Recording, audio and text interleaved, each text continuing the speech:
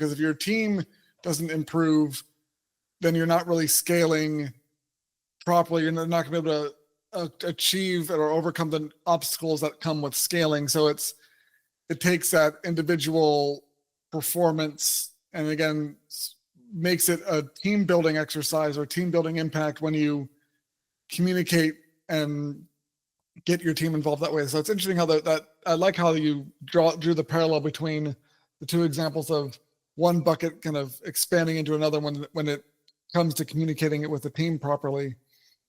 So if someone is trying to scale and like wants to get started on improving their applying performance science to their activities, to their habits, what's kind of a first step they can take that will help them see some results?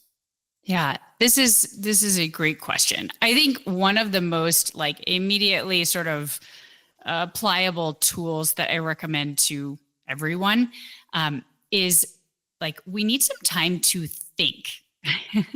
I think like it's important to actually like block some time on your calendar to think. You could think of this as like time to get organized, but I think one of the most important things is to actually start with that mental clarity exercise to say, what am I trying to do? It could be with your business as a whole, it could be with a piece of your business, but to trying to actually translate into words, what are you trying to accomplish?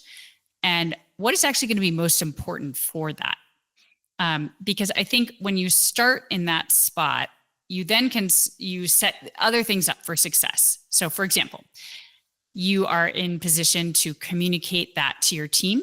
So your team can actually get on board with you, and you might even get feedback from them or new ideas or better ideas about like how to think about it.